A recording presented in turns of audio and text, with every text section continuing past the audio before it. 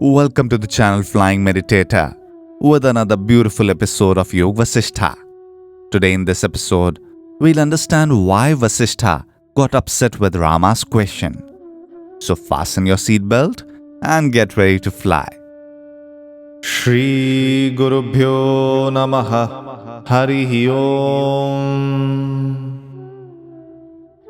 Rama asked, Lord, Brahman is free from sorrow, and yet that which has emerged from it is the universe, which is full of sorrow. How is it possible? Valmiki said. Hearing this question, Vasishtha contemplated thus for a while. Obviously, Rama's understanding is not efficient because there is impurity in his mind. If the mind is pure, then it instantly comprehends the truth. Hence it is said that he who declares all this is Brahman to one who is ignorant or half awakened goes to hell. A wise teacher should encourage his student first to be established in self-control and tranquility. Then the student should be properly examined before the knowledge of the truth is imparted to him. Then Vasishtha said, You will discover the truth for yourself, whether Brahman is free from sorrow or not, or I shall help you understand in the course of time. Vasishtha continued, O Rama, this entire creation of world appearance is but an accidental manifestation of the intention of the omnipotent conscious energy of the infinite consciousness or Brahman. The intention itself condenses and thus gives rise in the mind to the substance thus intended. Immediately the mind reproduces the substance as if it is in the objective field. At this stage, there is a notion of this creation having factually abandoned its fundamental and true nature as the infinite consciousness. The infinite consciousness apparently sees within itself a pure void, and the conscious energy thereupon brings space into existence. In that conscious energy, there arises an intention to diversify. This intention itself is then regarded as a creator Brahma. Thus have all the 14 worlds appeared in the space of infinite consciousness, with their endless variety of beings. Some immersed in dense darkness, some very close to enlightenment, and others fully enlightened. In this world, O Rama, among the many species of living beings, only the human beings are fit to be instructed into the nature of truth. Even among these human beings, many are obsessed by sorrow and delusion, hate and fear. All this I shall presently deal with in great detail. But all this talk about who created the world and how it was created is intended only for the purpose of composing scriptures and expounding them. It is not based on truth. Modifications arising in the infinite consciousness or organization of the cosmic being do not really take place in the Lord, though they appear to do so. There is not but the infinite consciousness, even in imagination. To think of that being the creator and the universe as the created is absurd. When one lamp is kindled from another, there is no creator-creature relationship between them. Fire is one. Creation is just a word. It has no corresponding substantial reality. Consciousness is Brahman. The mind is Brahman. The intellect is Brahman. Brahman alone is the substance. Sound or word is Brahman, and Brahman alone is the component of all substances. All indeed is Brahman. There is no world in reality. Just as when the dirt is removed, the real substance is made manifest. Just as when the darkness of the night is dispelled, the objects that were shrouded by the darkness are clearly seen. Even so, when ignorance is dispelled, truth is realized.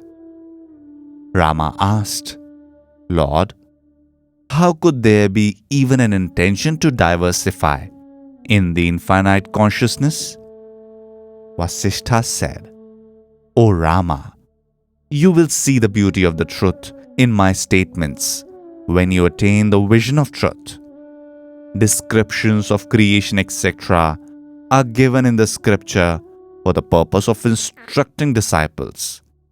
When you realize that what is indicated by these words, then naturally you will abandon the jugglery of the worlds. In the infinite consciousness itself, there is neither an intention nor the veil of delusion, but that itself is before you as the world. This can be realized only when ignorance comes to an end.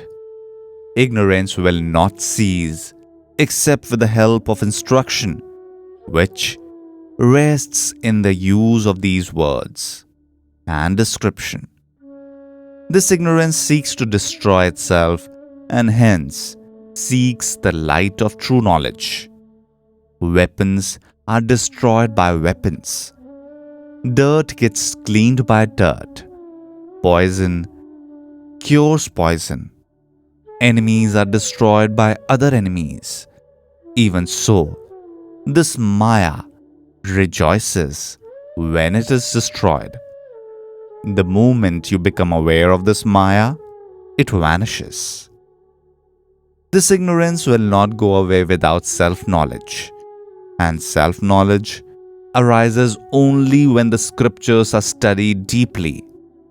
Whatever may be the origin of this ignorance, surely even that exists in the self. Hence, O Rama, do not inquire into how this ignorance has arisen, but inquire into how shall I get rid of it. When this ignorance or Maya has ceased to be, then you shall know how it has arisen. You will realize that this ignorance is not a real entity. I shall again declare to you the way in which the one infinite consciousness has come to appear as the Jiva and all the rest of it. You see in the ocean that it is tranquil in places and agitated in other places. Even so, the infinite consciousness seems to embrace diversity in some places, though it in itself is non-dual. It is natural for the omnipotent infinite consciousness to manifest in all its infinite glory. The manifestation of the omnipotent enters into an alliance with time, space, and causation, which are indispensable to the manifestation. Thence arose the infinite names and forms. But all these apparent manifestations are in reality non-different from the infinite consciousness. That aspect of this infinite consciousness, which relates itself to the manifestation of the names and forms, and thus to time, space and causation, is known as the knower of the field, or the witness consciousness. The body is the field. That which knows this field inside and out, and in its all aspects, is the knower of the field, or the witness consciousness. This witness consciousness becomes involved in the latent predispositions and develops the ego sense. The foolish person then abandons all right thinking or right inquiry into the truth and voluntarily embraces ignorance as bliss. This incidental manifestation of the power of the infinite consciousness appears as the millions of species of beings in this universe.